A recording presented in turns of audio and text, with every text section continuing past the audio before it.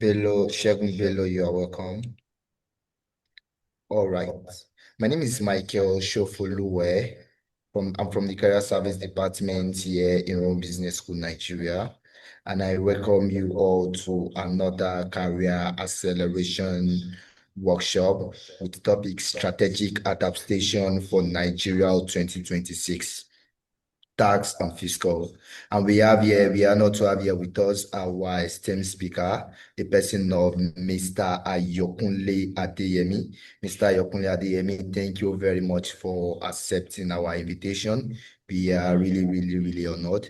And we also have here with us our executive student, the person of Mr. Afis Shuremekun, who will be moderating this section also. Thank you very much, Mr. Hafiz Shoremekun, for accepting our invitation to moderate another career acceleration workshop. Also, to every executive student on this workshop, kindly note that this workshop is being recorded. And if you want to get access to the recording, make sure you fill the attendance survey that will be sent during the question and answer segment. Without filling the attendance survey, it shows that you are not interested in getting the recording. But for you to get the recording, make sure you fill the attendance survey, as it is compulsory for you to get the recording and also the slide of Mr. Ayokunle that is currently presenting. And also do well to if you know you will be putting on your camera, do well to maintain a formal setting so you won't meet yourself in a position you won't like. So make sure you put on, if you want to put on the camera, make sure you maintain a formal setting. And if you know you are not going to maintain a formal setting, make sure you put off your video. So thank you very much for joining again. And Mr. Afis Shoremekun, you have the floor.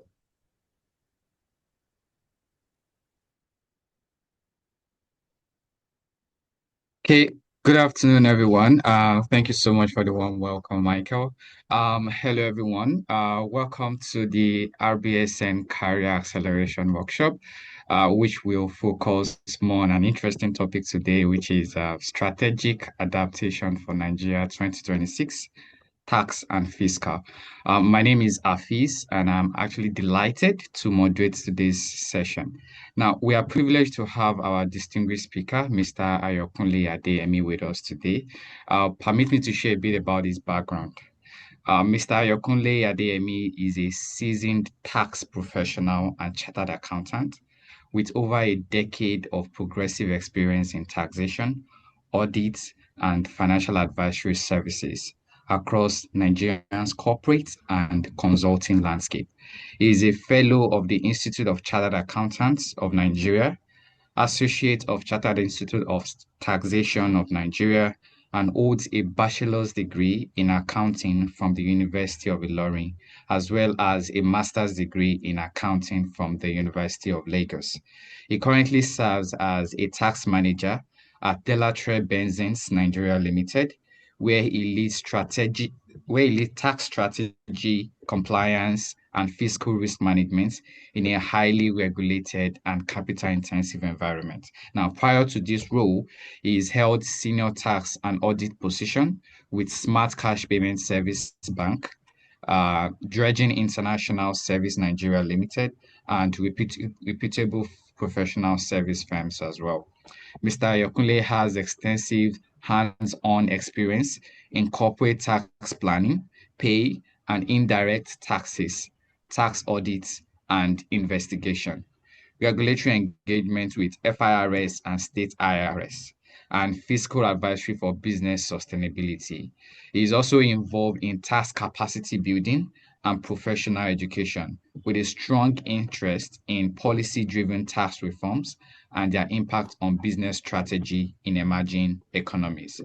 It brings a practical, forward-looking perspective to discussions on Nigeria evolving tax and fiscal landscape, helping business leaders understand how to strategically adapt to regulatory changes while driving growth and compliances. So it's my humble my humble self. I welcome Mr. Ayokunle Adeyemi to come and have this session with us. Please, you can take the floor. Thank you so much, sir. All right. Thank you so much. Good afternoon. and it's a pleasure to be here in the midst of professionals and scholars. I feel delighted and I feel honored to be part of knowledge sharing activity that we'll be indulging in just now. So please, I want you to just confirm you can hear me so that I'm not speaking to myself. Yes, we can hear you, sir. All right, great. Thank you so much. So, straight away, I'll go to the business of the day. Uh, so, again, please confirm you can see my screen. Yes, sir, your screen is visible. All right, thank you so much. Okay, so once again, thank you for the privilege given to me by Rome Business School. And the topic before us is strategic adaptation for Nigeria 2026 tax and fiscal. It's no longer a news. In fact, everybody knows that something is going on, and everybody is shouting January 1st, January 1st. There is a new tax law, there is a new sheriff in town. So, what is the expectation of the executive members? We know that you are captains of various industries. You control and manage resources of your respective organizations. How do this incoming tax impact you? What are the changes expected of you or if, of your organizations? What are the penalties that you need to avoid? And what are the best way to arrange your financial affairs just to maximize the new policy that is in vogue? And it's good, executive, keep yourself abreast of all this so that there won't be surprises and you won't run foul of the law. So I am speaking in my own capacity, just a little disclaimer. I don't represent my organization at this point or speak for anybody, but I am Ayokunle Adeyemi, just expressing my view. And I don't work for the tax authority. Uh, so we are all taxpayers, just as I am too. So that's that. So thank you so much. We know that Nigerian fiscal environment is undergoing a period of accelerated change because Nigeria is heavily dependent on import on oil, and it has been the concern of every government to look for other means of generating wealth for the country. That's why we've underwent subsidy reforms. You can remember this current administration, the first action it took was saying subsidy is gone.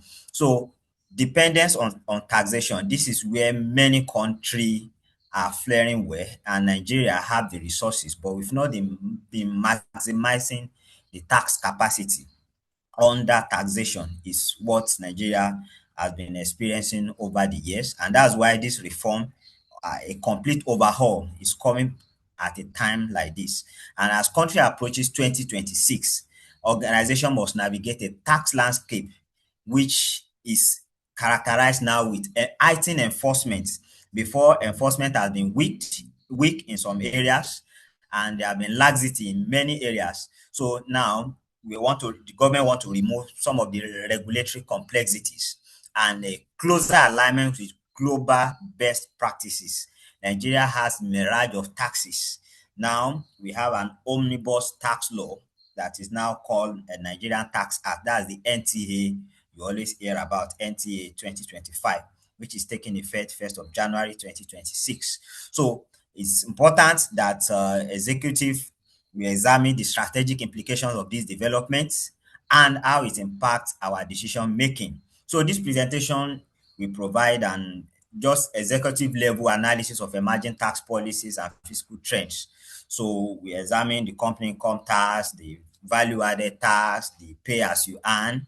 So I want to assume that we have some minimal knowledge of taxation, or at least what is expected of organization. I will try as much as possible to be a little detailed about it, assuming people are coming from different background. So that's just the focus of our discussion this evening.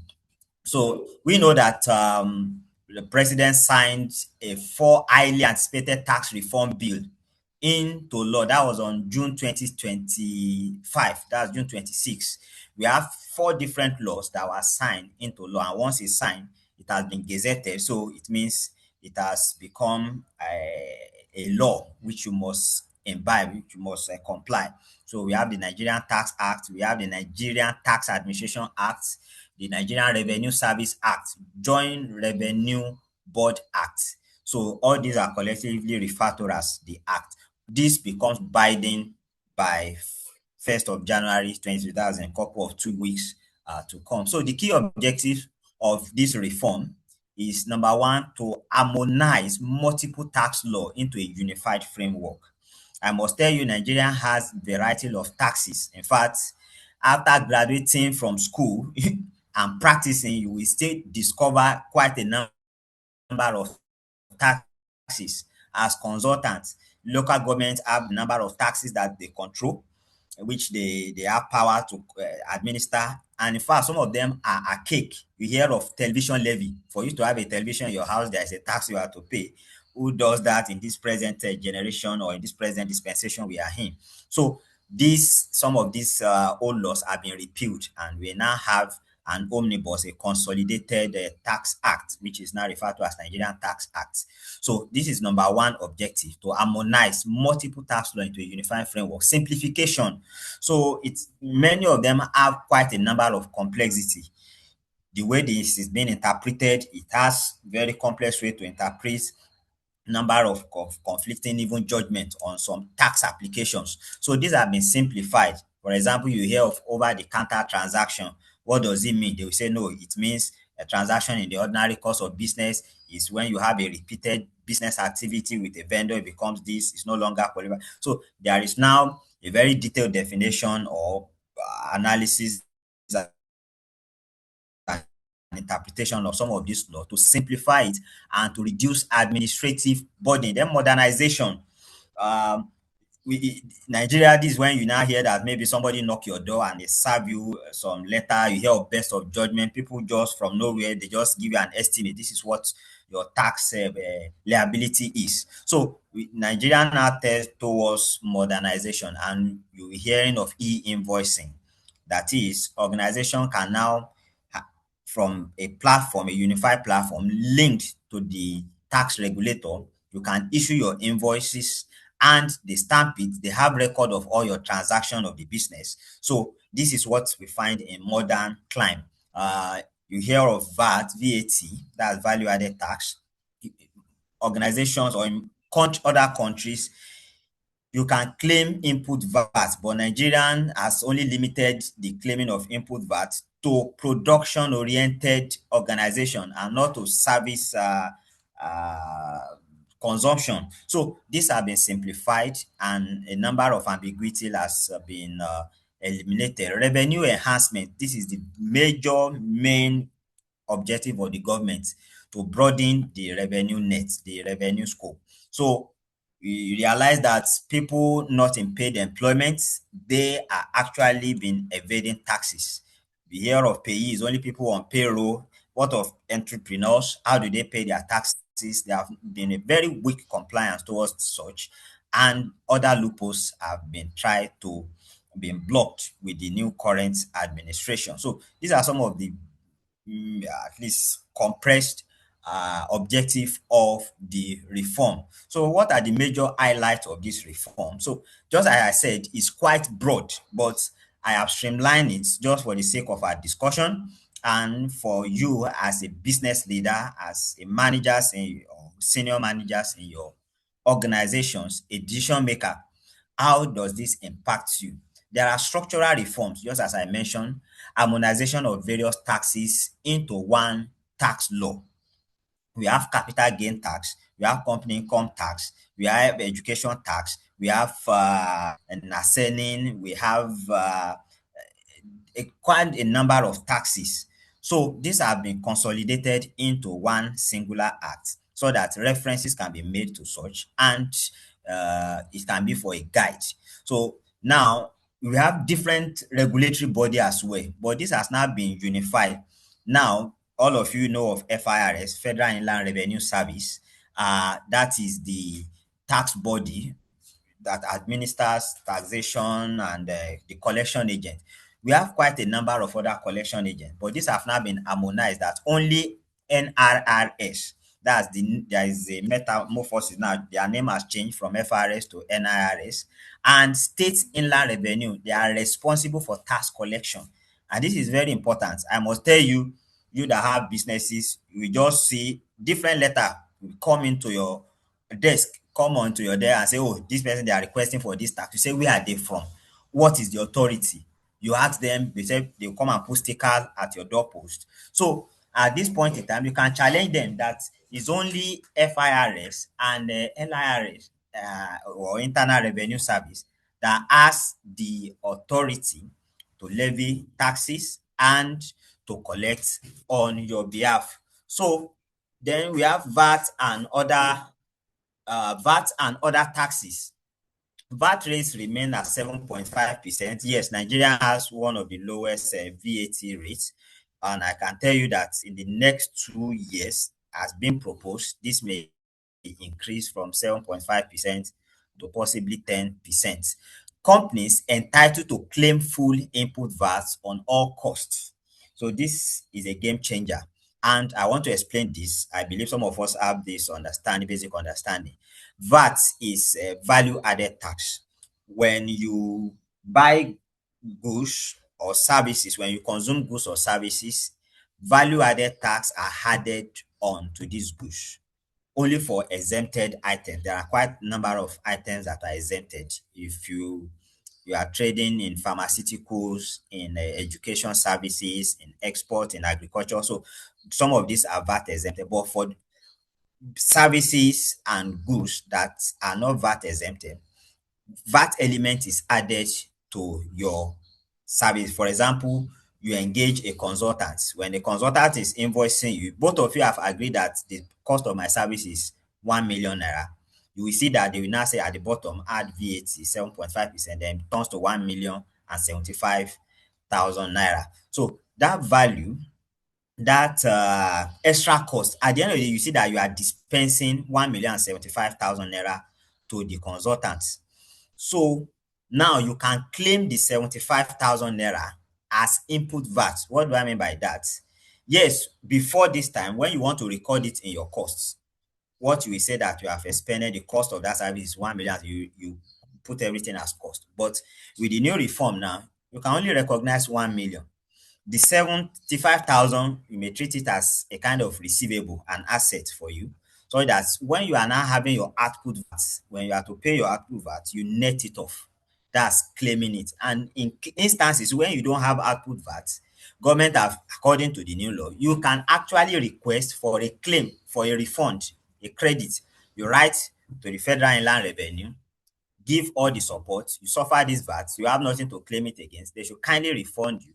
So this has been created in the new system, which is very, very new to our Nigerian system. But we hope and we pray that this will work out. But this is just what you should prepare for. There are corporate taxes changes. Company income tax rate remain 30%, but there is a proposal to reduce it to 25%. What do we mean by that? At the end of the year, company prepare financial statements. They determine your taxable profits. So after that, you pay 30% of your taxable profit to government. It has always been 30%. So this currently is still 30%, but saying that it might reduce. So loss-making organized entities too are exempted from taxes. Small companies. So this is another game changer. Small companies threshold. What's the definition of small company? Yes, there have been a number of conflicts. We hear it's 25 million, but the NTA, that's the Nigerian Tax Act, states that a small company is a company with turnover of 100 million. That's annual turnover. Turnover is your sales in a year. If it's lower than 100 million, you are being treated as an SME, a small company. You stand a number of things to enjoy. Number one, since you're a small company, you are not expected to add VAT on your invoices. That's an exemption. Believe it's still an emerging market, so VAT is not necessary. Withholding tax, you can inform your clients too not to deduct withholding tax from you on the basis that you are a small company. I know you understand what withholding tax means. When you supply goods or services, when you render service, your client at their hand, they will not pay you the full money, government has mandated them that there should be an advance payment of tax, which is withholding tax, should be deducted as source on your invoices. So now you can say, oh, this company is an emerging company. Possibly you give them your financial statement, your tax clearance certificate, which shows your turnover to be lower than 100 million, or your net assets lower than 250 million. And as such, you are exempted from these transaction taxes. Gains from disposal of assets are now taxable as normal business income tax rate. Before this time, uh, when there is a disposal of fixed assets, is treated under capital gain tax. And capital gain tax has been either 10% or 5% if it relates to individual, 10% rather, if it's individual or a limited company. But now, it's now 30%, and it's now to be treated as normal income for organization, normal business income. So, which is now saying subject to 34%, so to say now, because there's another extra 4% development levy, which is a consolidation of all other taxes, NASENI, ITF, NASENI, police trust fund tax, and the like. So these are some of the key changes that the current tax act has brought into play. So new development and compliance, that's we have highlighted some of the key changes. Okay, let me still continue with the key changes. Before now, there's minimum tax.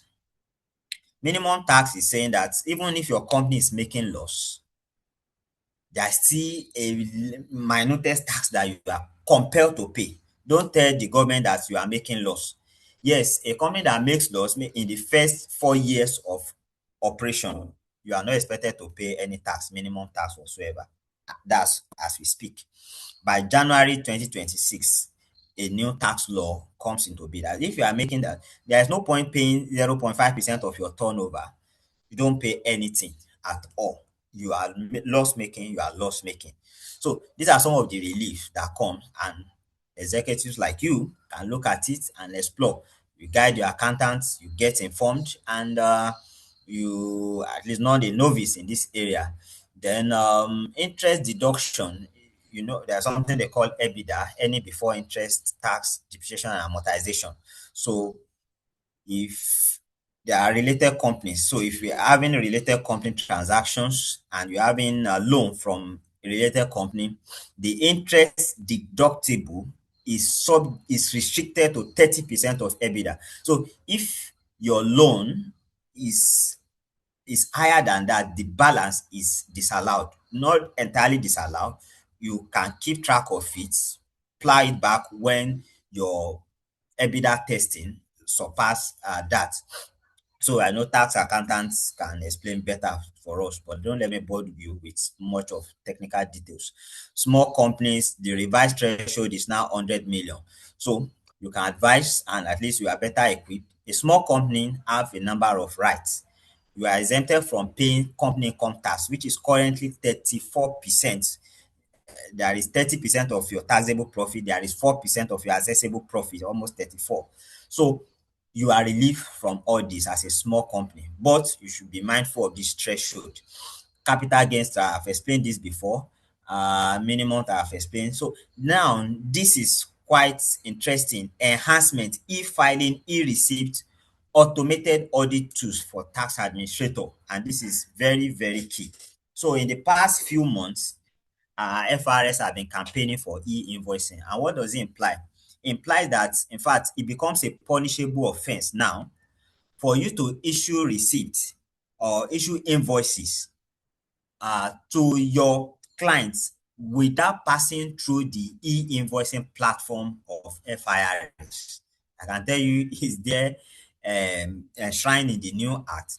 What does that mean? It means that every organization is expected to get a plugin to FIRS digital platform, where as you are issuing invoices, it goes through FIRS route, is being authenticated, stamped, and returned back to you. If I am invoicing Rome Business School, I should inform FIRS in the layman interpretation that, oh, I'm issuing an invoice of 10 million, the service, a professional consulting service, and FIRS will tell you, oh, I am aware, you can go ahead. And as such, they are aware. So at the end of the year, I can come and say my company makes a total turnover of 1 million naira when I've already informed them that I've issued invoice of 10 million within the year. So it makes tax audits and the whole transaction trace seamless as it is being planned. So every organization now, they started with a large organization in November 1st. That was the deadline for large organization. What do you mean large organization? Organization with turnover above 5 billion naira are expected to onboard and to subscribe to e-invoicing platform. Yes, it will ease quite a number of things. With that, it makes audits very seamless. You don't need to start struggle over withholding tax audit, over VAT audits. They are aware of all transactions that happens within and outside the organization. So these are some of the real critical issues that executives should put their mind into. Advise your company to onboard. There is a very stiff penalty for not onboarding, and of course FRS or NIRS, as their name is now, have that power prerogative to exercise this power they have. So what are the compliance requirements? You must be aware of some of the tax compliance requirements. You are to disclose all income sources, and I can tell you now what is called data mining now, what FRS or governments they are working towards. In fact, they've mandated in the new tax act, they've mandated all financial institutions to advise Nigerian Revenue Service of the bank transaction activities of individuals. If inflows into an individual account is over 100 million within a quarter, they are to furnish this detail to bank to tax authority, so that they say, oh, Mr. Ayokun, FRS or the NRS, we've been waiting that when you find your annual return at the end of the year, you can't say, oh, I made the total revenue of 5 million when they are privy to even your financial records. They will now be able to tell you that we have this total inflow you receive. So owners of proof lie with you. Of course, there could be different reasons. All inflow to a bank account, not necessary revenue. You might receive loans, exactly. So, but you have to know this is coming and this is repayable over the period of time. You explain the terms of the loan, the interest on it, is it at arm's length and the like. So you must disclose all revenue. Documentation is very, very key. At least by law, you have to keep your financial records for the last 6 years. And there must be evidence for every expenses. And in fact, in the audit balance, if there is no evidence, there is no expense. Documentation, third-party evidences is very, very key now. Transfer pricing, documentation for related party transactions. So these are annual activities. When you are filing your annual returns, you have to provide all this. Withholding tax compliance, VAT compliance. You should know that value-added tax, the due date to remit is 21st or not before 21st of the following month. Those are the VATs you have deducted from your customers or your clients, as the case may be. And if you have withholding VAT obligation, is 14th of the month following. So these are some of the compliance issues. Before now, we have the Withholding Tax Regulation Act that have been issued. So brought a number of changes to some of the tax rates and giving explanation for some exemptions. So I've explained the key changes to you. E-invoicing is now mandatory. Self-charge mechanism. If you are having business with non-resident, unincorporated entities, it is now mandated that you are to self-charge VAT, because Nigeria operates a consumption approach to VAT. That is, VAT is payable in the country where the service is being consumed. So you are here in Nigeria, you have a professional advisor in London, in UK, they provide some services to you and they send invoice to you. You won't say because that customer or that client is outside the shore of Nigeria, you don't have any tax obligation. You have to self-charge yourself the value-added tax due on that transaction and remit. You can't add the VAT and pay the VAT to that service provider. No, you can't go and pay your VAT in his own country. No, you add the VAT. So you find instances where such company, they don't even add VAT to their invoices. The onus of adding VAT lies with you as a consumer here. You add the VAT, then you remit to a government authority, which is the Federal Inland Revenue, or NIRS as their name will soon change to. So registration is now mandatory. Maybe I should shock you. The penalty for dealing with an unregistered, unincorporated body now in Nigeria is 5 million naira. Whooping sum of 5 million naira. Somebody issues an invoice to you or your organization, and he has not registered with tax authority. You are asking for TIN, tax identification number. He said he doesn't have. So during audits, if FRS or NRS discover this, you are paying 5 million naira just for that information, not dealing with a unregistered body. It's not registered, it doesn't have tax identity, and you will be the one to bear the burden, affect your going concern and profitability. So these are avoidable costs. Filing of annual returns that is due to be filed on 10th of every month. Oh, okay, maybe it's not yet interactive session. I would have asked you what that is, at least just to know the level of knowledge of my audience, but not a problem. So your payee has the pay as you earn on or before 10th of the following month. You are expected to file such. When you fail to do that, there are penalties for that.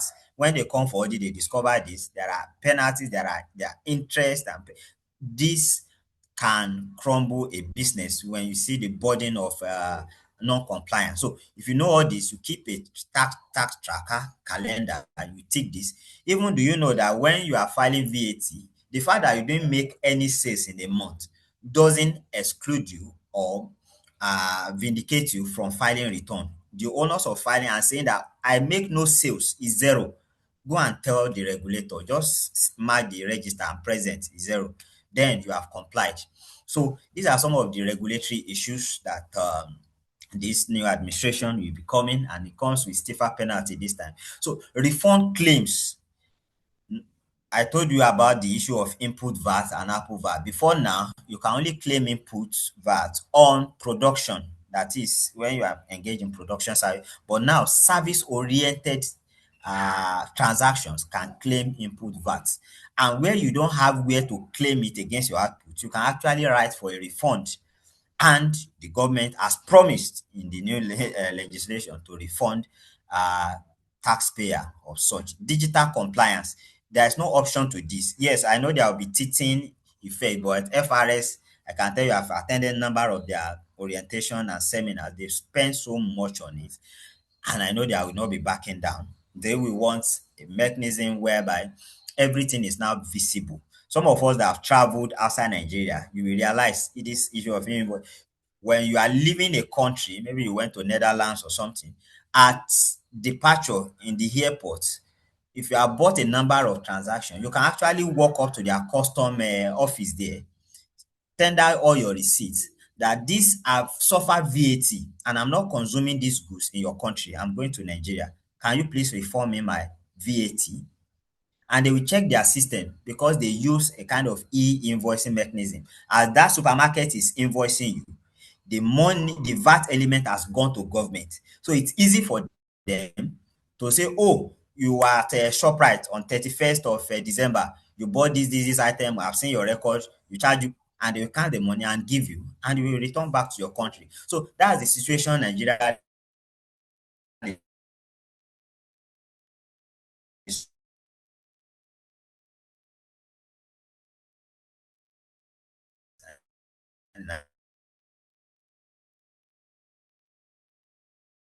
Nigeria tends to align with that. So they are, I want to assume you understand what we mean by withholding tax. It's just an advance payment of taxes. That is, you are expected to pay a particular tax at the end of the year. Government is saying that we can't wait until December or until June before you get your tax. They devise a mechanism that, oh, as you are doing your transaction, be paying your taxes in bits. so that when you now come to the year end, we can now do reconciliation. At year end, maybe you're expected to pay 1 million, and you can prove to government that I have been able to pay 300,000 in the course of the year. So let's do a net off. I'll pay you the balance of 700,000. So that's just the concept of withholding. It's not a separate tax. It's actually a part of company income tax or personal income tax. As individuals, you know that when you deal, for example, you have a company and enterprise. Enterprise is still a business name. So the withholding tax is in the name of the partners or the owner, the proprietors of that company. So at the end of the day, they would have been your various company or vendor would have clients would have been remitting your withholding tax in your name. So when you have to declare your own personal income tax, you can take advantage of the withholding tax, the advance payment of tax against your final tax burden at the end of the year. So there are quite a number of revised rates. So many of us, we need to study it, revise rates before. Withholding tax on professional service for limited company has been 10%. It has been brought down to 5%. For supplies, it has been 5% before. Now it has been reduced to 2% just to lower the transaction burden and at least to encourage business thrive in Nigeria. So these are some of the good things that government is doing. So to say, though everybody is looking at there'll be more taxes now with this next year, but if you critically analyze some of this, it's actually to the advantages of businesses, to the advantage of organization, especially the input VAT reform or claim now. Before, the burden has been much. Most organizations would be scared when it's getting to 21st. They have the burden of paying their VAT, they have the burden of paying their withholding taxes, they have the burden of paying staff salary, paying pay and the like. So if that burden of VAT has been relieved, that is, you can net it off against your output VAT, then you have more cash flow available for your business operation. So these are some of the things as executives we can look at and how it's better and advance our business or businesses. Double rate for recipients without TIN. Now it has been mandated that in fact it's compulsory that when you are receiving invoices, your vendor has to state the invoice TIN on that tax and on their invoices. You are remitting tax to government and you can't trace the vendor. You say it doesn't have TIN.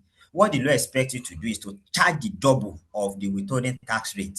For example, the vendor supply materials to you. Expected withholding tax rate is 2%, but it doesn't have TIN. You have to charge at 4%. What's the implication of that?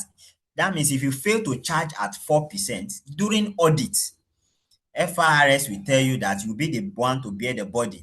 Possibly you pay 1 million and they are telling you, oh, you should have remitted or deducted 2 million. Then you'll be the one to bear the cost of the 1 million. So these are knowledge that can be of resource to us. Deduction timing, time of payment, remittance is now 21st. This reporting, monthly record keeping, 6-year retention period. So these are some of the highlights or key issues. Now let's move to payee. That's talking about individuals now. So this has been on for, it's not a new law, so to say. And just in my introductory speech, I mentioned that in the world of today, many people believe that entrepreneurs don't pay payee, they don't pay tax. And if you hear taxes that most business owners are paying, you will realize that you in a paid job, you are paying far, far higher than most entrepreneurs because there is very low enforcement, unlike FIRS. What independent person entrepreneur will do, they call it direct assessment. So the scheme, direct assessment, is a situation where that business owner at the end of the year, they give an estimate of all their income. And somebody knowing fully well that my total income is billion, they will tell you it's just 500,000 naira. And as such, the tax I'll be paying is just 50,000. And currently, average tax rate for Nigerians, at least somebody earning above 800,000, is almost 20%, 19.2% of your revenue goes as payee. So business owners, entrepreneurs, and like, have not been paying the expected taxes paid. So the new scheme is specifically directed at them. And how do I know? For example, now they've introduced something called rent relief. This superseded consolidated relief allowances that you enjoy when you are doing pay computation. What's rent relief telling you is saying that you are entitled to an annual rent relief of 20% of your rental cost, your resident rent, your rent, subject to a maximum of 500,000 naira. So that means that you have to get the receipt of your rent and you have to declare the status or the details of your landlord. As you are doing that, the tax authority is harvesting the details, information of your house owner so that they can run after them and say, oh, Mr. Ayokunle said he paid the total rent of 1 million naira to you. Another Mr. Victor paid the rent of 10 million naira. Impliedly, you have received total rental value of 11 million. By this is what your tax should be.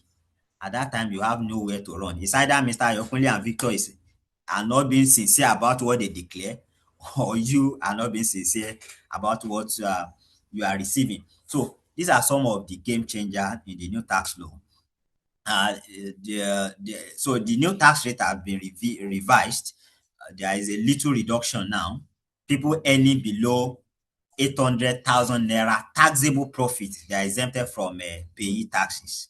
So there is a new graduated scale now. Some of you, I don't want to waste time on it. So it has been revised. There are quite a number of relief that we still enjoy. Your pension is still a relief.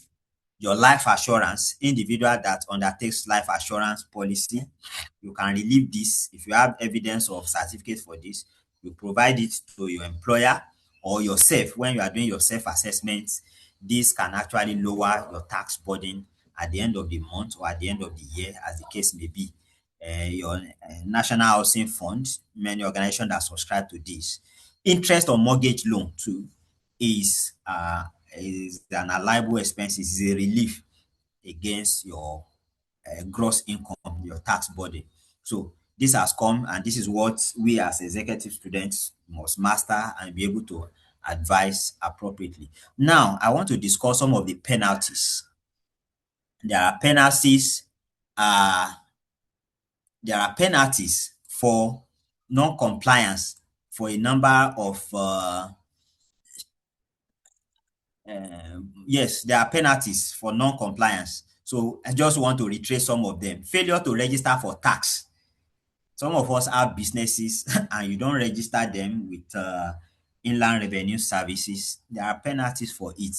So you may not be able to conduct certain business transactions. You will see that when you are bidding for some project, they will say you must bring your tax clearance certificate. Then there are specific penalties for it. The first month, 50,000, 25,000 each and subsequent months. Awarding contract to unregistered person. I made mention of this. So this is a specific section 100, subsection 2. If you are awarding contracts to businesses that are not registered, it's not registered with CAC, it's not registered for tax, penalty for such is 5 million naira.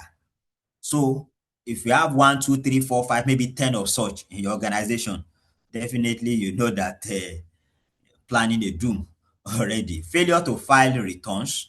So there are strict penalties for it. Then failure to deduct or remit withholding tax. So there have been a review to this. What has been the practice before is FRS or tax authority, when they visit you, you have transaction with some organization and you forgot, let me use that word, or your accountant forget to charge value withholding tax. They will say that you should be the one to pay that money for the vendor. But now this has been reviewed. They say you only pay 40% of what you forgot, in quotes, to deduct. So it's good you deduct. Don't forget to deduct, because this one is a personal liability of responsible officer. That is, you'll be the one to bear the burden of such. Failure to respond to tax notice. Today you receive tax letter, you just throw it under the chair. You say those people are unserious people. Failure to respond to such notice, they say 1 million naira penalty. 1 million, that's section 106. 100,000 first day, then plus 10,000 each day of subsequent days. So, so these are a number of sanctions which you, as a business owner or as an advisor to your company, as a board members and directors of your organization, you must be abreast of this, just to ensure that you maximize shareholders' wealth as expected. Not that unforeseen circumstance we now say this is your total liability, and you are seeing figures, you are saying where is it coming from. Some of these are something avoidable. So there are some withholding tax specific penalties, payment without deductions, failure to file returns or filing incomplete returns. So there are quite a number of penalties to this, and that's what Nigerian Tax Act that is coming is saying. So if you have this knowledge, definitely you can order your financial affairs and in a way not to run foul of the law. So what is expected of you as we are concluding, as a business owner, as a strategic thinker, you must take proactive tax planning, which is necessary. I must tell you, you may need a professional if your company is growing and is becoming complex. Don't believe, oh, it's everything you can do yourself. Fine, you may need one or two advices from advisors. That's very, very imperative. Now, anticipating legislative policies. How does it impact your cash flow? What are the changes you need to make? For example, now you have vendors. What I expect of business owners today is you write all your vendors. If you don't provide your tax detail forthwith, we will not deal with you or will not pay honor your invoices just to avoid 5 million penalty that you have seen.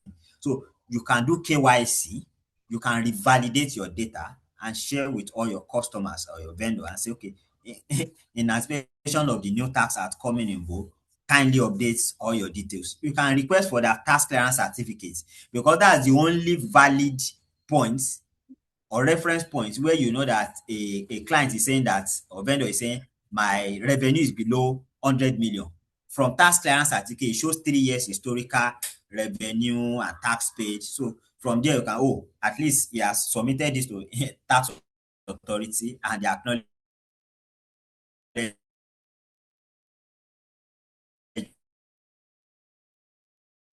that may be the basis for me not deducting VAT and withholding tax. So integrating tax strategy with corporate objective and your growth plan. Now you may not have much of tax burden now because you can net off your input VAT against output VAT. But I can tell you that it's just postponing the evil day. Your cost will now be lower compared to what it has been currently. Before you had VAT as part of your costs, and as such it will reduce your tax payable at the end of the year. But now you have a reduced cost because you are taking off the VAT portion of your transaction out now.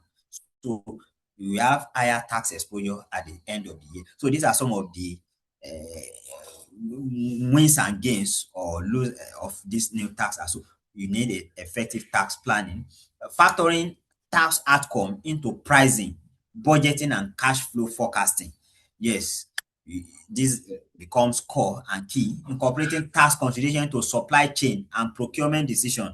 Some of us are surprised. You only negotiate price, and when the vendor is giving you invoice, you see add VAT, is adding VAT to the transaction cost. Then you say, oh, I didn't prepare for this 7.5. Where is it coming from? Who bears it? Always this kind of thing always causes this issue. Then you know that, oh, at the end of the year, by June, I'll be paying a tax. Nothing stop a company from doing a forecast. By June, what is my current tax exposure? That means what's my cash flow requirement at the end of the year so that there won't be surprises. Leveraging technology, automation, and data accuracy is very, very key at this point in time. Especially some of us small company, we may be dealing with a bigger company. You are a small company, you are having invoices with Nigerian bottling or you have Nigerian bottling company as your client, or MTN or Airtel. Impliedly, those people, as they are invoicing you, they have informed FIRS that I'm paying this person this also amount of money. So at the end of the year, FIRS is aware that you have received a total sum of 101 million. So you may not be able to tell FRS that, my total revenue is 100 million. I'm a small company. I don't want to pay tax. And if you receive only this from a singular client, they will tell you that this is not the only client you serve.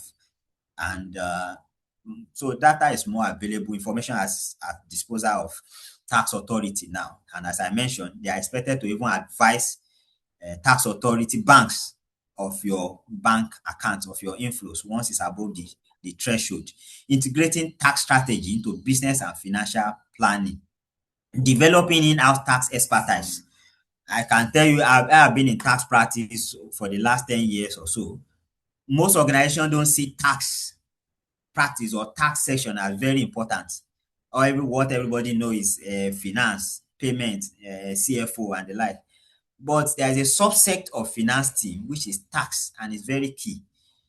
You find organization only putting a staff there or a junior staff, but when liability comes and you say, what happened? Somebody should have advised you when transaction was going on.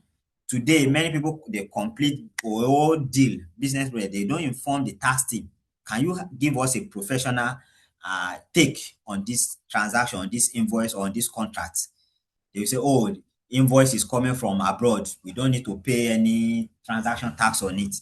And these are very high implication, that unfortunately, when tax audit come, it may be after 2-3 years that you have even forgotten you had a deal, or you have rejoiced and distributed dividend and the like, but the burden will hit another year. So it's now an integral part, very important part of any organization, having an in-house tax expert, and there must be clear definition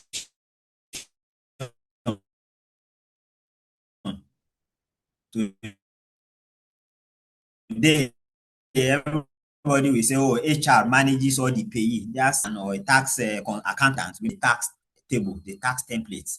You review it, you test it to make sure it's correct, and with that, you are good to go. So leveraging external advisors strategically while retaining strong internal oversight. I mentioned to you again, there's need for an oversight function. You may need to outsource some of these functions to a consultant to have a professional look into it, and by that you maximize the tax act that is coming into bear by next year.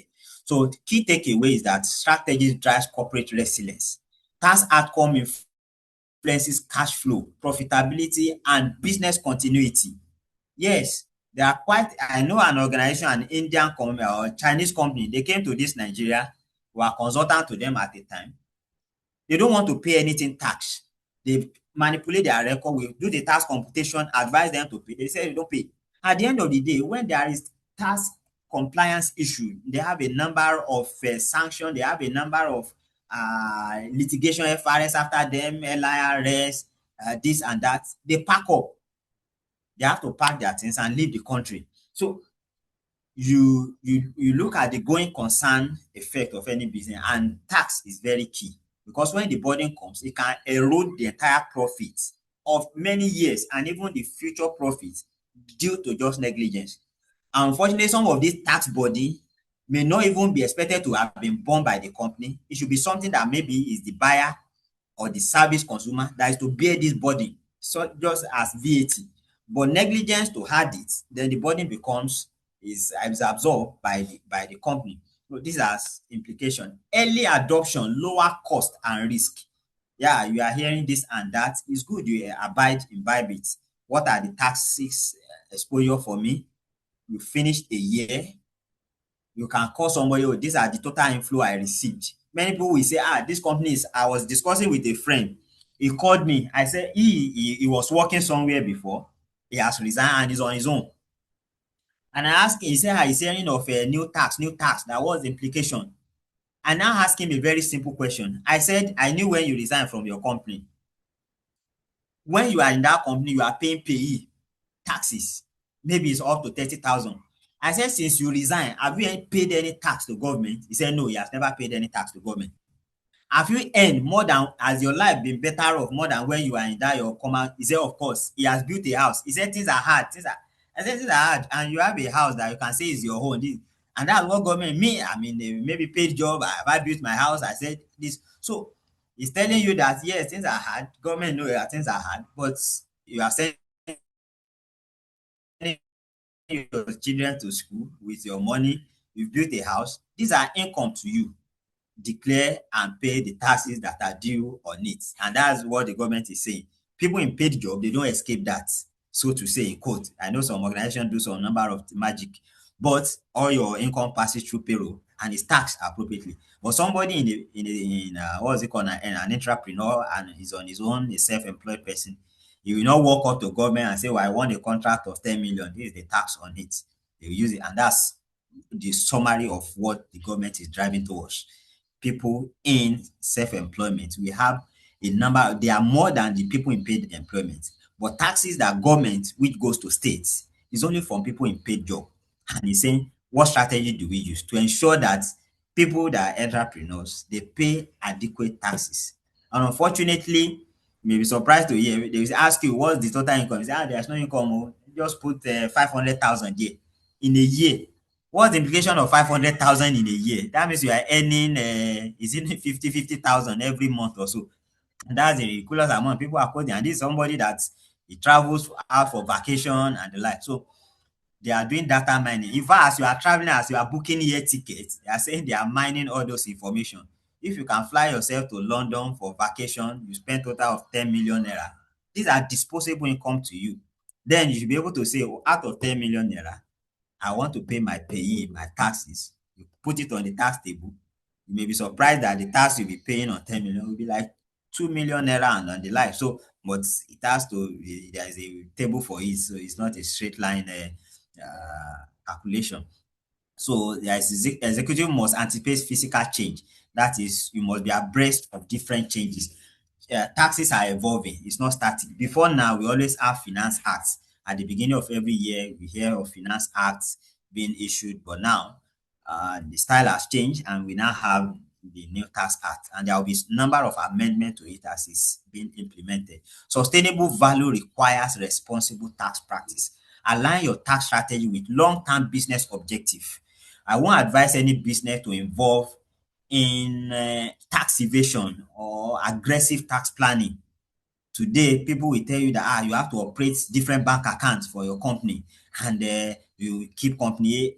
Then that person was that I asked the person, I said, do you imagine a big company, maybe Flutterwave or something, where at the beginning of their when they are starting, that's the way they are doing. They won't you.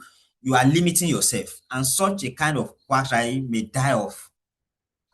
So if you get a consultant, it might even be a graduate. I want to do the right thing. Let me know the cost. And it's actually cheaper. I must tell you from experience, cost of compliance is cheaper. Yes, the tax authority can be naughty. Let me use that word, permit me. When they come, you say, oh, I am being I've seen a company. They say we try in a year to be compliant. And at the end of the day, they brought a liability of this and we have to pay. So let me just not be compliant so that I know that when they bring liability, I know how to settle and close the case. So, but it depends on who you are using to interface and advocate for, interpret the law to you. If you know your rights, you stand by your rights.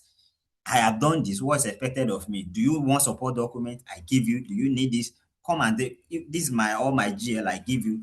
So there's no point for paying dues or fees unnecessarily if you are compliant.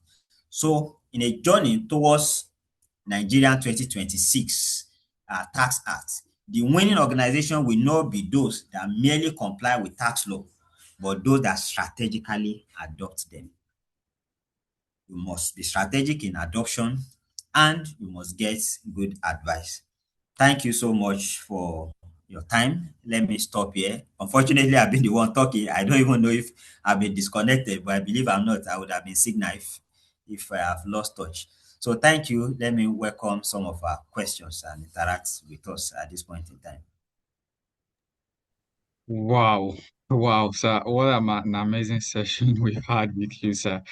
Wow, thank you so much for those for those heartfelt information that you've given to us, because I believe like the chat box is actually blowing up with questions for you, sir.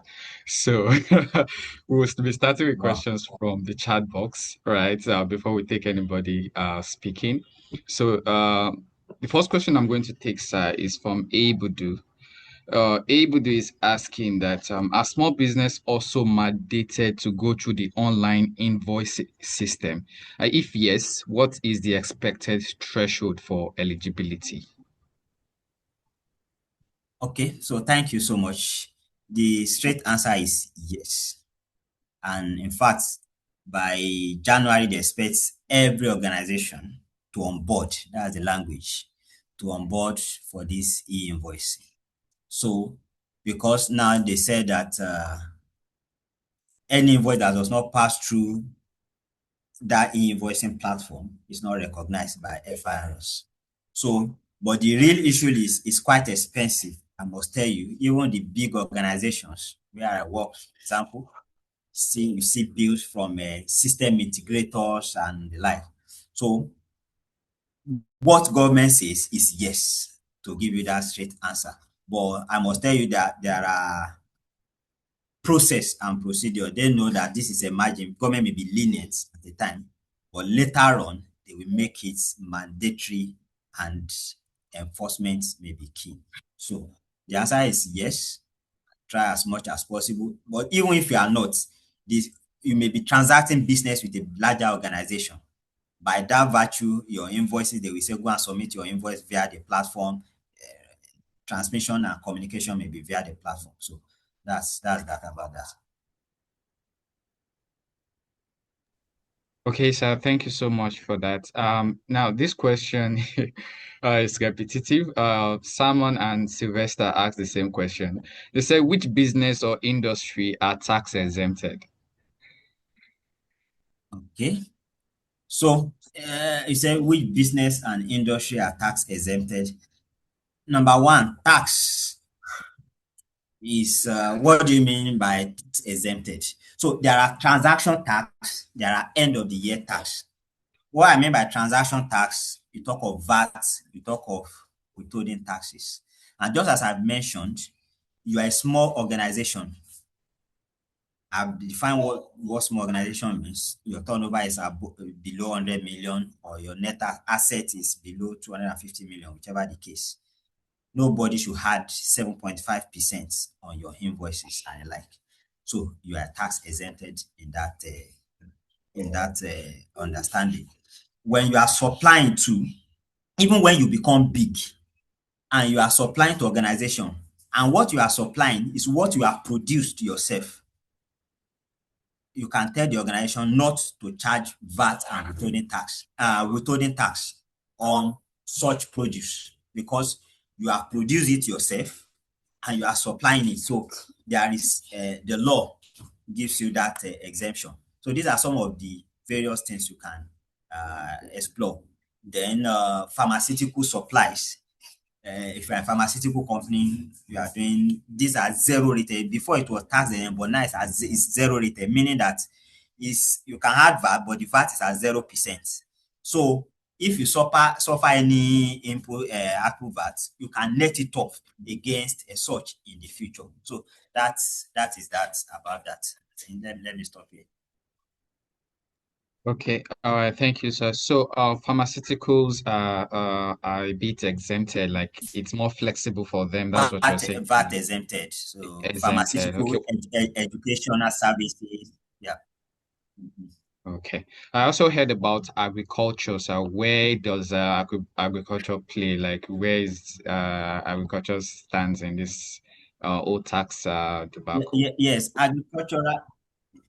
Yeah, exactly. So agricultures too, they have different tax rates. Don't let me tell you what maybe I cannot be sure of. They have a reduced tax burden. That's people involved in agricultural businesses. Then there is no withholding tax on them. Once they are selling even outside the country, the VAT too, you don't have VAT on agricultural produce.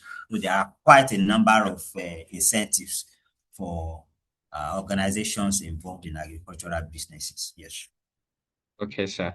All right, so the next question is from Uchenna. Uchenna says, a startup that has the below 100 million turnover rate and hires a contractor or consultant, are they still expected to deduct withholding tax from the contractor's fee? Okay. All right. So now you are having business with a contractor. The invoice is coming from the contractor and not you. So the real question is your contractor, the revenue, is it below 100 million? Because the burden of that withholding tax is on the contractor, not on you. So you are expected to deduct at that instance. You are having business with contractor, the contractor profit is, let's say, 200 million, he has crossed that threshold. You're expected to request for tax identification number of that contractor. You deduct withholding tax at appropriate rates. There are different rates. There is 5%, there is 2%, there is 10% if it's rent, if it's lease. So you deduct it. If the contractor is a limited liability company, you pay the withholding tax to Federal Inland Revenue Service. If the contractor is an enterprise, you pay it to the state of residence of that contractor, which the contractor should advise you. You don't assume that this contractor is in Lagos. The business may be registered in Oyo State, and he only has a branch in Lagos. So once they have give you the details, then you remit. Yeah, thank you. Okay, sir. Thank you so much, sir. The Yeah. next question is from Miriam. Miriam is asking, which is the most appropriate for a small business owner, to register as a company or a business name with the new regulation? Okay. So this is a very complex question, a little, but let me let me explain the intricacies. In fact, currently, government is doing all in its efforts to make registration of business name less appealing, less insensitive. What grammar will I want to use now? Less inviting to people. Why? Even if you want to register a corporate organization to corporate CAC, it is more expensive now registering a business name than a limited liability company. You'll be surprised. And so why? They want you to every organization to come and register as limited liability. But I must tell you that is a trap. If you register as a limited liability company, there are quite a number of compliance issues which you are expected to imbibe to comply with. At the end of the year, you are expected to prepare financial statements. To prepare that, you need an external auditor, somebody, a member of ICANN and I must stamp it. You must do the file on tax promax by June or whenever your tax year end is. But if you are of an enterprise, you don't have number of all these regulations. Even if your turnover is exceeding all this, currently there is no law that says an enterprise must prepare financial statements. So to somebody who wants to manage his financial and don't want unnecessary exposure, we still maintain being a business name or an enterprise. But once you become a limited liability company, there are quite a number of regulations that you don't negotiate. You have entered the net, you must abide by it. You need to get an auditor, your account must be signed, you need to get a secretary at some point, or an enterprise. So because of that, it becomes a little difficult to know the profit of that company. So an enterprise may tell you that don't prepare account. They ask you what's your total revenue. You say, I think it's 10 million. But a limited company cannot say, I think. You must prepare it. They must match your cost to your revenue. A audit firm must audit it and stamp it. So these are some of the intricacies there. Then again, limited liability company, they will tell you that, oh, the tax, you don't pay tax on 100 million. Your first 100 million is tax exempt. If you are an enterprise, this is on tax scale, is only 800,000 that is tax exempt, is according to scale. Well, it's for you to, but to me, it depends on the size of company. You can start small as a business name or as an enterprise. As the company grows bigger and you know you are ready for the compliance requirement, then you upgrade to a limited liability company. That's my own candid opinion. Okay, sir. All right. Thanks for the opinion, sir. All right. So this question is a bit for dicey. It's from Clement. Clement says, if multiple unregistered companies were engaged within the same year, does the 5 million naira penalty apply separately to each unregistered company or collectively to all of them? Is to each. So you should be, if someone can use his teeth, his tongue to count his teeth.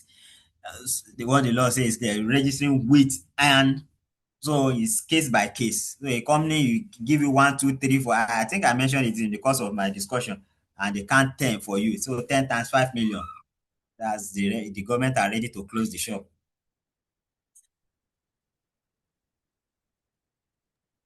Okay, sir. The next question is from Abosede.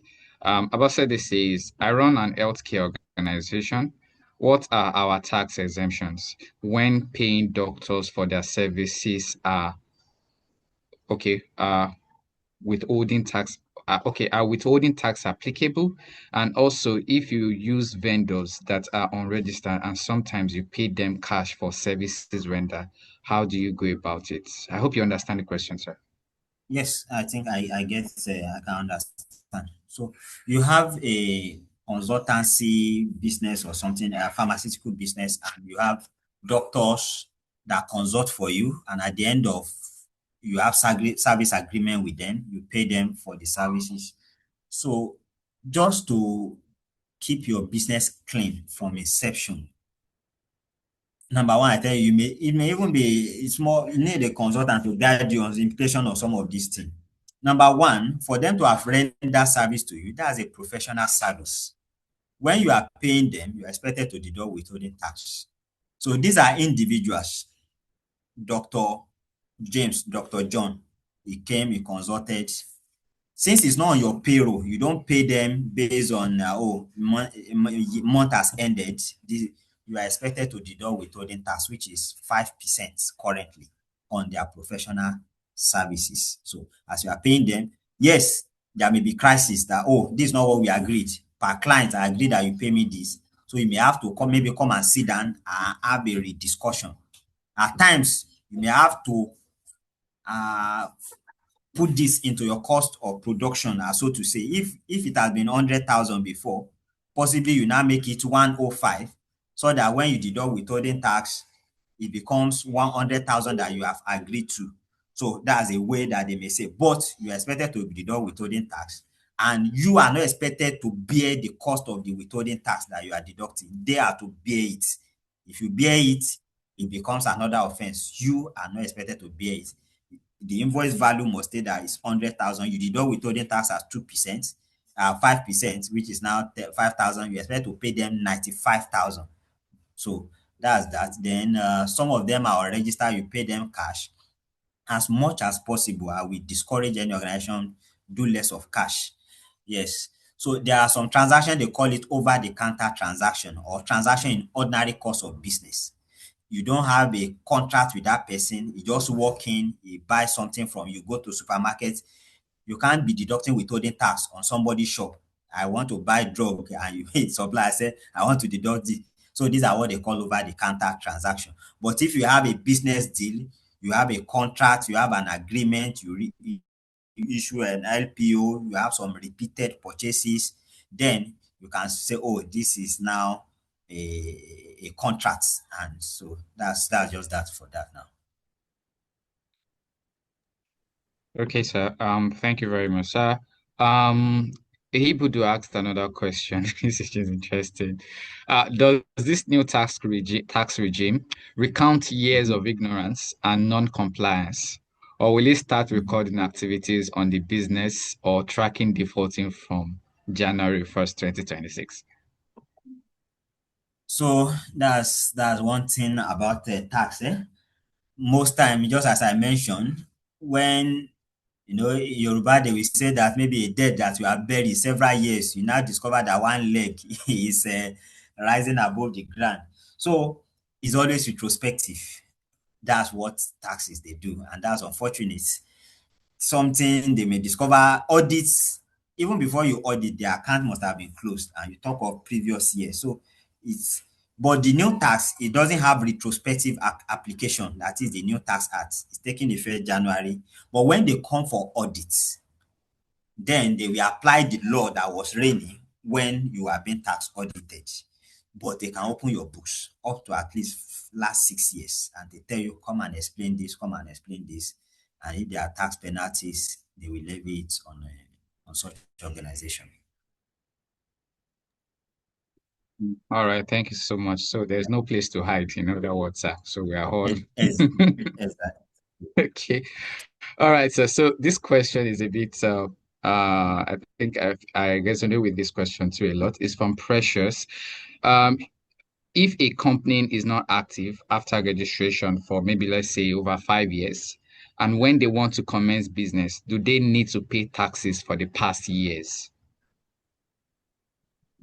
Okay, all right. Thank you. That's a very important question. You don't need to pay taxes for the passage. Number one, that word not active, you have to define it. What do you mean not active? My understanding of non-active is you have a business, you have registered with CAC, but you've not done any business with it. You have not opened a bank account with it. You have not received any inflow into your bank account. But if you have received inflow into your bank account, then you can't say it's not active. So you have to define that word active as you are saying it. If you have received inflow into your bank account, then there are some penalties. Oh, then you should have prepared account at a point in time. You should have been filing VAT at a point in time. But if it's not active, you have not opened accounts in this name, then you can tell the business that I'm not active and this and that. So you are not expected to pay taxes. But just as I mentioned, it's not everything that is about tax. Even if you don't have a tax to pay, government expects you to come and say, President, sir, here I am. Oh, this is my company. I have no tax to pay, but this is who I am. Just a little digression. If you register with Corporate Affairs Commission, every year they expect to file annual return, even if you have not received 1 naira, and you pay a flat rate, everybody. If not, after 3 years, they will tag your company inactive. If anybody visits your company, they will tell you it's inactive. And after 10 years, you didn't file return, they are at liberty to give your name to another person because they believe that this person registered this company and he has died. So they have that period. If somebody search and request for that name, they will award that name to another person. So you must mark register. Say, I am fine. But now that you just wake up, they will tell you it now becomes penalty for late filing, but you are not paying tax. It's not tax, but it's now penalty for late filing of returns. All right. Okay. Okay, so whether or not you're making money or you've even started making money, you need to always mark that presence register just to make sure that even if you're not Exactly. making money. Okay. All Exactly. right, sir. So this question is from Kingsley. He says, I work in a company, customer pay money to my account before I remit to company's account. Will I be taxed for receiving money? Not mine, but for the company since money passed through my account. So I understand your plight. Number one, you have to explain. And in Nigeria, they will say you go explain tire. So you are creating complexity for yourself. I understand that kind of business. Maybe a retail business or you are a marketer, you have to go, the client pay, get all the money, then you transfer it to your company. I don't think there are issues with that. But there must be explanation. Just as I mentioned, by next year now, they said that you can imagine maybe at the end of the month, you have received a total inflow of 50 million into your account. They will flag that account. I will tell you, they will flag your account. You now have to prove to Inland Revenue Service that see when 1 million came in. It's the same 1 million went out, in and out. But if 1 million came in, 800 went out, what can you deduce? You have made profit of 200,000. So they will help you to do all this mathematics. 3 million came in, 2.5 was refunded. You have retained 500 in your account. So these have become revenue, these have become income to you. And at the end of the day, you will be asked to pay tax on what you are retaining in your book. So what I will advise you, if it's not possible to stop that, when you are doing the narration, at least when you are doing transfer, do a very adequate caption. Refund of this is amount collected on behalf of Vinvindo Limited, so that any third party reading it is saying that this is the amount that came in, it has gone and it's going to the name of company. But if you are transferring it to a company and you transfer it to your boss, which is Olusegun Michael, if you are creating complexity, they may believe that that money you transfer is to the builder of your house, is to your landlord. You have consumed it, or is the school fees of your children, which becomes a consumption to you. But make sure that you transfer it directly to company accounts. So consistency will justify you. It comes in, you give it to the name of your company. Then if I will advise you again, you can use a dedicated account for that kind of activity. That is, you have this account that I maintain with Zenith Bank. It's just for my billing. They won't see any other thing. It's just the in, out, in, out, in, out. I think that may be wise enough. Thank you. All right, sir. Thank you so much for those answers.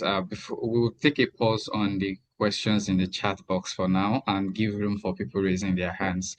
So we'll go Sorry, with pardon me. Okay. Sorry, excuse me. I saw a question in the chat box, which I think maybe you omitted, and I would love to address it. The person saying that he's servicing loan, mortgage loan. How can he enjoy this? Please, if you are servicing mortgage loan, it's advantage to you. If you are in a paid employment, you can advise your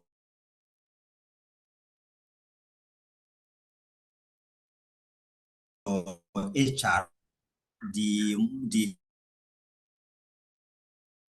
terms of the mortgage. They will give you a letter. You will see the interest you are paying. Your payee body.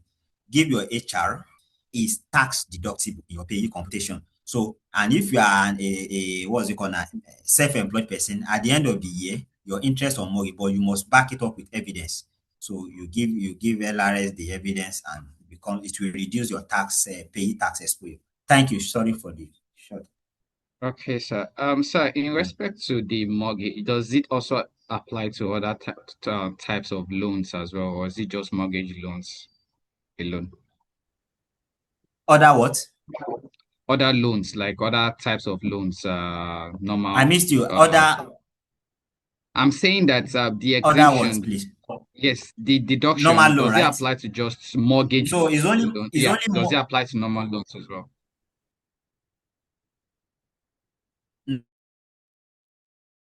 No, it doesn't apply to normal loan.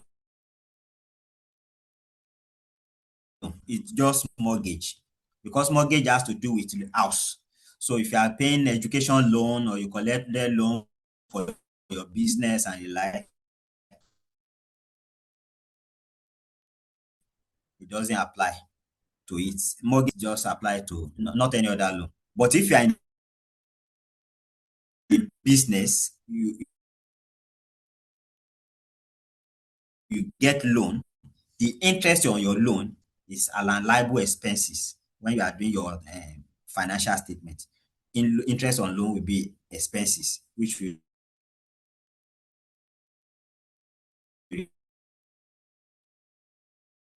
reduce your income, and it will All right, reduce your sir. tax burden. Okay, sir. All right, thank you so much for That's that, that. sir. So, outside is no longer here, so we'll be going. Favor, you're raising your hands. Please, can you unmute your mic and ask your question? Thank you. Hello? Hello, sir. Yes, I'm with you, Yes, please. sir. So I'll ask Favor to unmute her mic so that, yeah, Favor, please unmute your mic so that you can ask your question.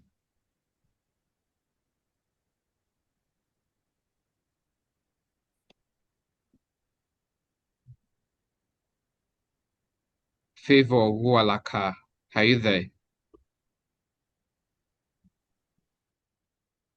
Okay. Hello, can you hear me? Yes, we can. Please go ahead. Can you hear me? Yes, I can hear you. Okay, so my question is for those in paid employment, but they are sales, like salespeople, people in business development and the likes. and you have a salary, but you can get bonuses and allowances based on performance. And these allowances can be way bigger than what you earn, because I've seen situations where people that earn, like, let's say, 1 million, they can get an allowance, a year annual allowance of, like, let's say, 20 to 30 million naira. Will they be taxed for that allowance? But it's not their salary.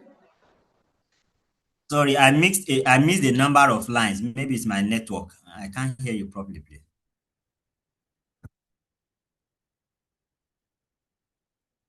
Moderator, if you Okay, can okay, paraphrase the question. sir, let's do this. What we realize is that there's a whole lots of questions for you, sir. So for the sake of Okay. time efficiency, we'll just stick to the questions in the chat box. All So right. please, everyone that have questions, just drop your questions in the chat box. Can you hear me? I can hear it's better now. Okay, so I was saying that for people in paid employment and their Okay. sales representative or sales business, people in business development and the likes, and they have a salary that comes in every month that is consistent, Okay. but they are entitled to allowances, let's say bonuses for performance, based on performance. And these Okay. bonuses can be as high as possible. It can go up to 20 to 30 million naira. I'm saying now, based on this new tax reform, because I heard that we are supposed to declare ourselves and all that, will I be taxed, or will the person be taxed on that allowance that he got at the end of the year? Okay, I got your question now. And the answer is an income to you. What the tax law says is every kind of benefit, allowances that is due to staff is to be taxed. The only exemption are reimbursement. Reimbursement in the sense, oh, I spend this money.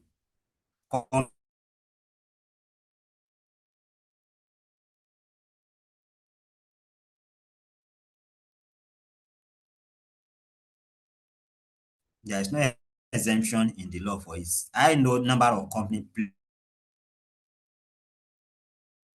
play around this. Yeah, this is based on appraisal, this is based on this. As much as is coming from the company and is an income to you as an employee, it should be taxed. If I will surprise you, there's something they call benefit in kinds that should even be taxed. They call it perquisite or benefits in kind. A company gives you an accommodation and you are not paying rent, that's where you are living. There is a kind of tax you expect percent of the rental. There's a calculation for it. So talk less of direct funding transfer to your account at the end of the year, you should be taxed, to answer that question. Okay, thank you very much, sir. So I'm only taking one more question from those raising their hands, then we go back to the chat box. So Engineer Yemi, please, you can unmute your mic and go ahead.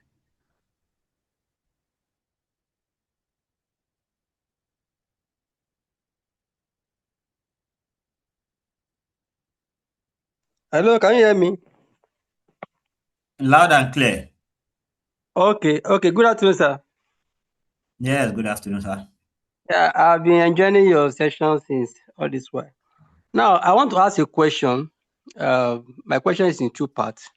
One, there is this ongoing about all these different task consultants, maybe online here and different teachings, saying that if you have limited liability company, you can better manage the tax reform in the sense that if you are limited, you every inflow into your account through your filing, you can manage it very well so that they cannot tax you anyhow. And meanwhile, if you are business name, every money that come into your account is taken as your own because the account is attached to your name. So I want your reaction towards this because I run my own company, and for a while I've been using my business name for it. and that one has been pushing me to go and open a limited. Though I have limited account, but I didn't run it. So I want to now move to limited. I want to see what's your view about it. But with this thing, does it mean that people in business name, they cannot, their filing is not recognized, or why is it that it's only limited that they say you're limited, you can maybe say that you have 100 million that comes to your account, you can say 10 million is for purchase, this one for salary. At the end of the day, So I you can now okay. exempt yourself and be smart about it. So What do you say about that? Then secondly is what happened to me yesterday. I give an info to a client. He said he would not want to pay me VAT, that it should be double VATed. So when the argument was going online on call, I had to say remove the VAT. But I never told him as for next year, I won't all my invoices will be with VAT. But I just have to agree because all this thing, I'm an engineer. I have limited knowledge about this thing. But I just have to allow him. You remove VAT and he pay me. So now, please say to these two questions. Thank you. okay, so I get your first question clearly, but your second question I didn't get it very well.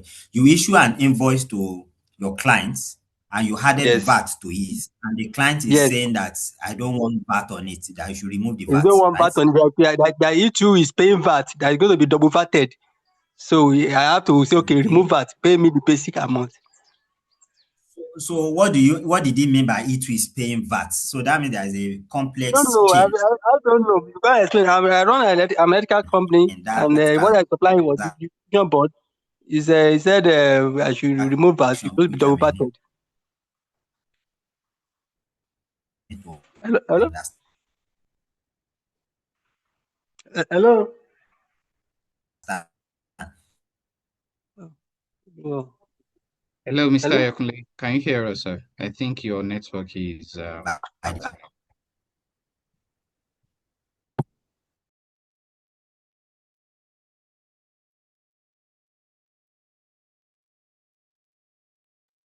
Okay. All right, guys. So Mr. Yakunle will be back shortly. We only have a few more questions to ask him, and I'll just be taking the rest of the questions from the chat box. So please, pardon that I won't be calling anybody raising their hands hear anymore. me? Yes, we can hear you, sir. Please go ahead, sir. All right, thank you. So the first question, I will still maintain my stance. Don't let anybody compel you to upgrading your business to a limited liability company. They tell you that every inflow that comes to your account is taxable 100% because your business name is deemed as yourself. That is partially correct, but not absolutely correct. Now, you have the onus of keeping records, which I will advise you, please keep. When you keep your records, the money that comes to your account is revenue. This revenue did not just fly and enter your account. There is something they call cost of sales. You spent money to get this revenue. You have staff that you are paying to realize this revenue. You have house rent or office rent that you are paying for to realize this revenue. You are paying electricity bill to realize this revenue. You have generator that you are pouring petrol and diesel PMS into to generate this revenue. These are your costs. So you have to do a proper record. It can be a man, but as much as possible, get receipts for all your expenses. So if nobody will tell you that is a lie, that you receive 100 million and they want to put tax on the entire 100 million. You tell them, calm down. I receive 100 million. 70 million I paid as salary for my contractor. Some of you, as an engineer, you even subcontract. Am I correct? These are costs. Out of 100 million, what may be your gain at the end of the day? Maybe 10 million naira. When you net off all the costs, you may need the service of a little accountant to tell you to recognize all those costs. Even there are some things that you anticipate some costs. It's not cash basis, it's accrual basis. Accounting is done on accrual. So there are some costs. You have enjoyed the service, you have not paid for it. It has to be embedded in that current year. So you do your computation when they are to pay your tax, which is your own, they call it direct assessment now. That is at the end of the year, you are to go to Lagos State if you are in Lagos State, Rivers State if you are in Rivers State, to say, oh, Mr. Rivers State, I made a total income of 100 million. I spent cost of sales and administrator cost of 80 million. What is left for me is 20 million. I put the 20 million on my payee tax scale. I am to pay you 2 million naira, and you pay them. It is better. And just as I mentioned, there is very low enforcement around regulatory enforcement around enterprise. But if it's limited, you can't just tell them I made this and this is this. You must declare your financial statement, auditor must sign it. So enterprise, people just do an estimate, and the state government don't have much power to say, yeah, bring your bank account, bring this, we want to circulate this, is what I give you. So stick to your, but keep proper records, as I will advise you. Keep proper record. What government is taxing is your net profit, not your revenue. No, let no online accountant or online blogger tell you that is your inflow. If I receive 5 million to my account today, that 5 million has some cost elements which must be matched. Government cannot tax revenue, they tax uh, net. That's that about that. Then on the issue of invoice, where the vendor is telling you that you have to add VAT, body of this VAT that you refuse to add, they will add it for you and they will tell you to go and pay it. So you cannot quote that person and say, this, and this. I have a vendor like that. I had,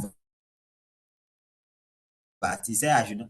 I did a very strong worded mail to him. This is the line, this is the regulation the regulation that surpass this, and send it to me for my record. So that's not a justification that me too am paying VAT. That person may not just be compliant. That's that. Thank you. Thank you very much, sir. So we are actually fast spent when it comes to time. For the sake of avoiding repetition, I'm just going to be asking two more questions from you, sir, and also we can let you go. The question I'm going to ask is from, pardon me, please, is from Favor. She says, or he says, I'm not sure. What if you are a salesperson that can get bonus and allowances from your organization for surpassing targets? Will I pay tax on the allowances? I think we've answered this question. It's taxable. I've answered this. It's taxable. You pay tax. What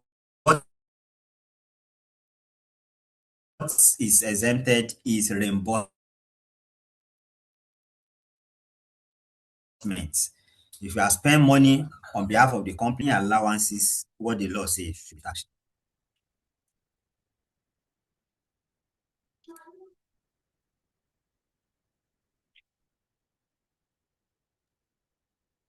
All right, sir. So for the last question, sir, it's more or less like an advice I'll say that maybe you can give to us, which is we all know that whether as a company or as an individual, we have to pay tax. Um, from your wealth of experience, how would you summarize how we should go about it when it comes to where to start from? I don't know if you have any advice you can give us in respect to that. Where do All we right. start from? Should we wait? Yeah.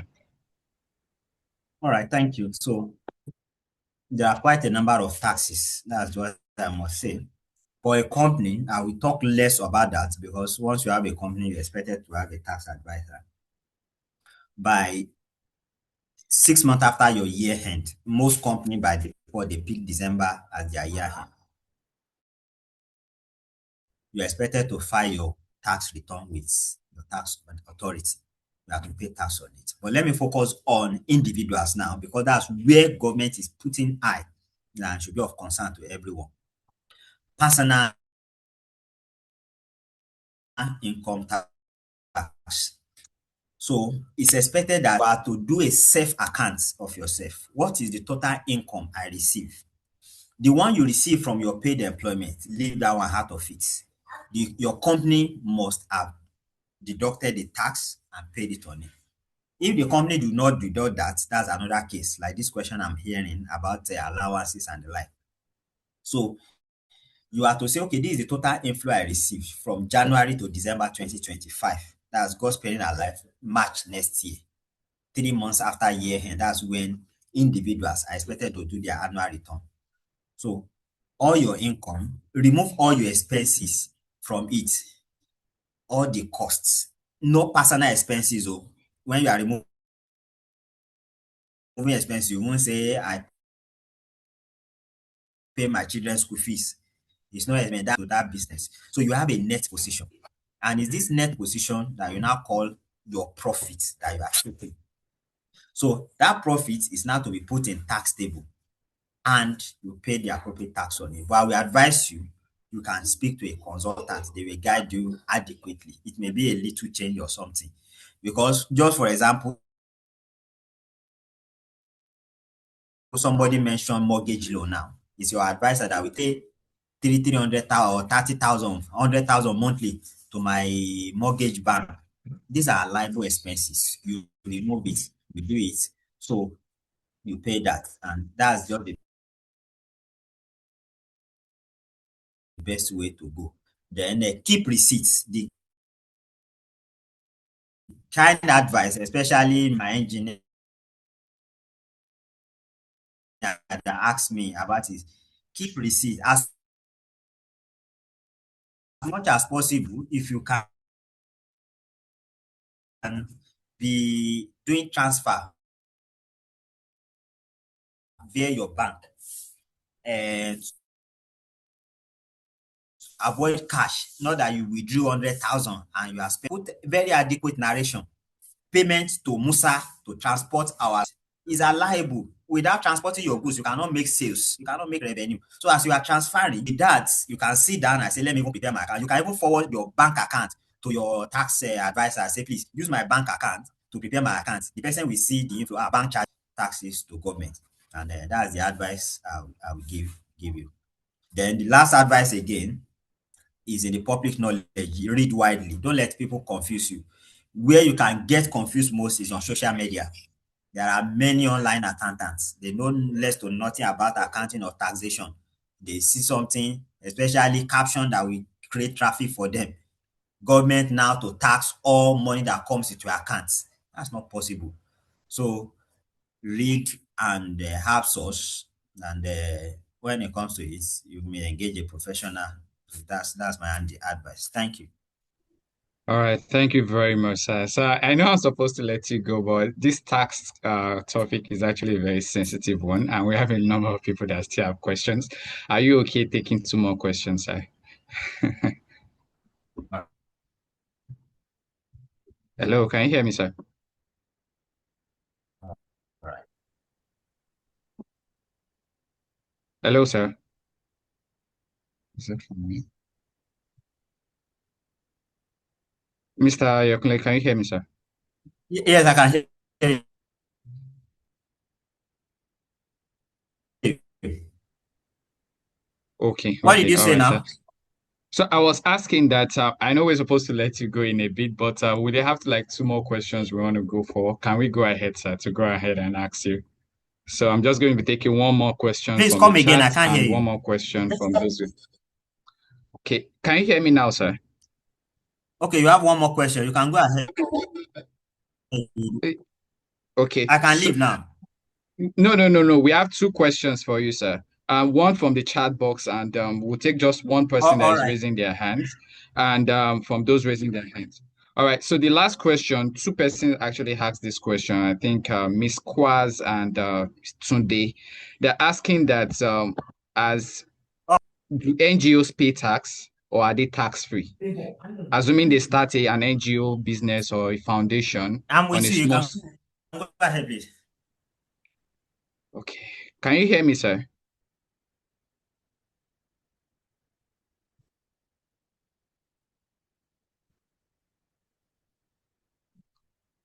Hello, Mr. Kule. We are losing you in terms of connections. Can you hear us, sir? All right, please, can I have some thumbs up if everyone can hear me clearly, please, so we can know if it's from Mr. Yokunle. Okay, all right. So I guess it's from him. Hello. Mr. Yokunle, Yes, can you hear us, sir? We are having issues hearing you, sir. I think your network is a bit unstable, sir.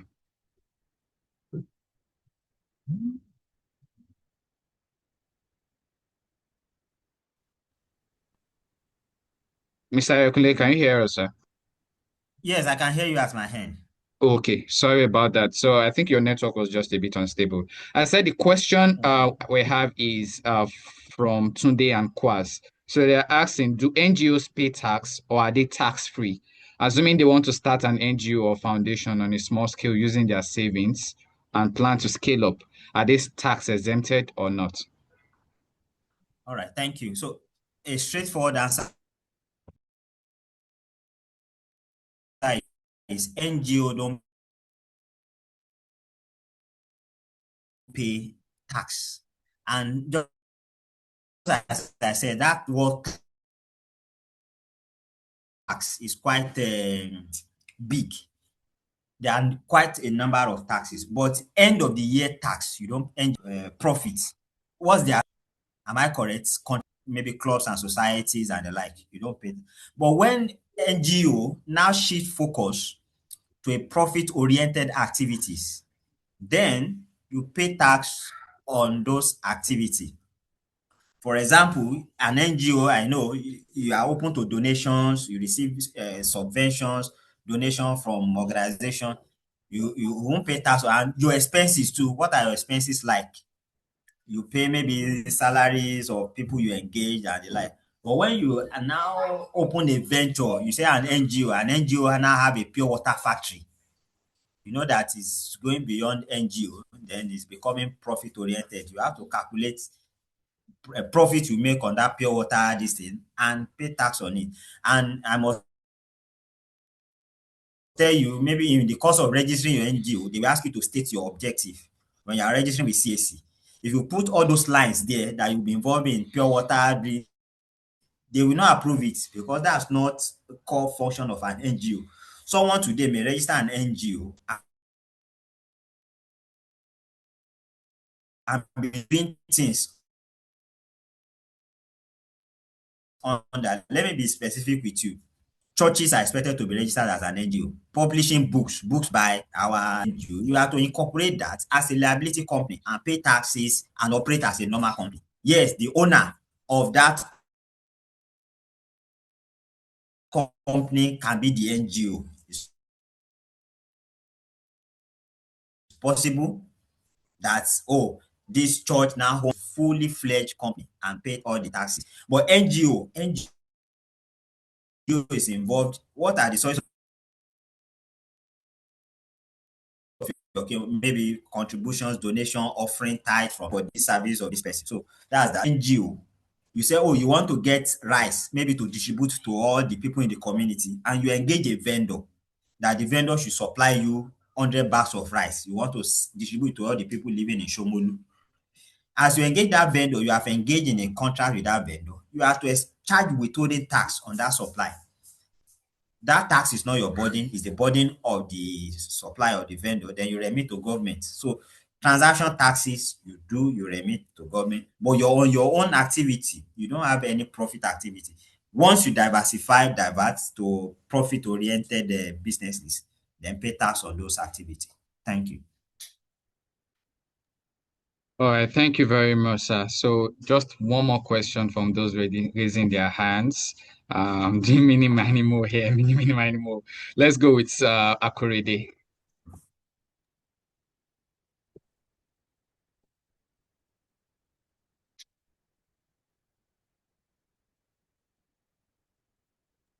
Akorede Okunade, are you there? Let me pick somebody else. Okay, if Akorede is not there, let's go with Oluwatomiwa. Sorry, Akorede is here. Good afternoon. Good afternoon, Good everybody. afternoon. Please, can you hear me? I Yes, can we hear can. you. Please make it So fast, please. I was Thank going you. to ask. I'm sorry. I was going to ask a question that what of some of us that we work in the financial institution, like in the bank, where we have our TIN already, and the charge us or they take their tax from all the allowances and salaries we earn. And we have other banks now that are mandating us to submit that TIN to attach to other accounts. Will they also charge us for other inflows or other money being saved in those accounts too? Apart from the taxes we do pay mandatorily to from our earnings. All right, I get your question clearly, and let me clear your doubts. No government official is saying that once you receive any money into your account, you are paying tax on it automatically. You are a banker, maybe you may tell me if you have received any circular or you have any power, advice from your regulator to say, oh, I only have a bank with the Standard Chartered Bank. If he has received 10 million, bank should remove 1 million naira immediately. That's wrong, and that's not. You have banks account with other banks, continue operating it. You receive inflow. The question is, what's that inflow for? It may be that you are moving account money from your bank A to your bank B. So it's just for you to explain. This inflow has already been taxed. I liquidated maybe a fixed deposit I have somewhere and it came to this place. Where did you get the fixed deposit? It's from my salary, this and this. But if it's a side hustle, let's put that word. You help somebody to buy a car, this send the money, this is your gain. Then you explain to the government, somebody send me work to sell car, to buy car. He sent 10 million to me. I sent 9 million out. What you see left in my account, 1 million is count, not on the 10 million you received. But you must have evidence. When you are transferring the 9 million out, transfer of money for purchase of, there are things that you can use to argue your case. No, there's no mandate on any bank to automatically deduct a percentage of your inflow as this. What the mandate is, furnish the details of that person to tax regulator for reconciliation and for discussion. Mr. James has received 2,500 million into his account. Please investigate this account.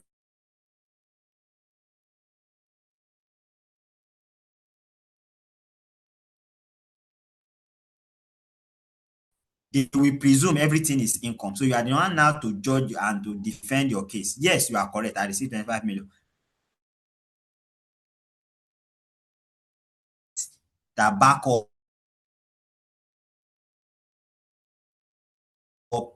So as much as we get receipt evidence for your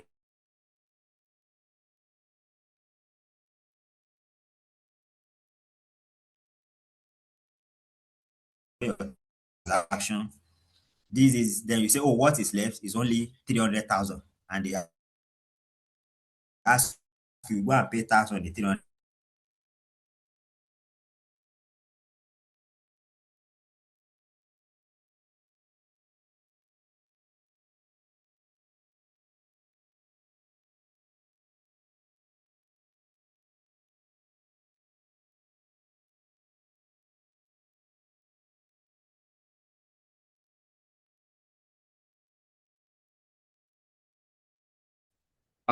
Hello, sir. Can you hear us?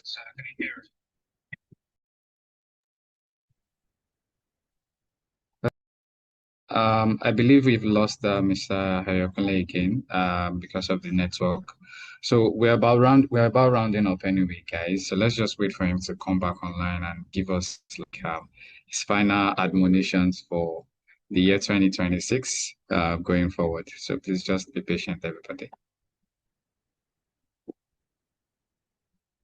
So we won't be taking any more questions. So please, we've gone past the allotted time we have. So we're just going to be rounding up now. Thank you. Please, let's just wait for Mr. Ayokule to come and give us his final words.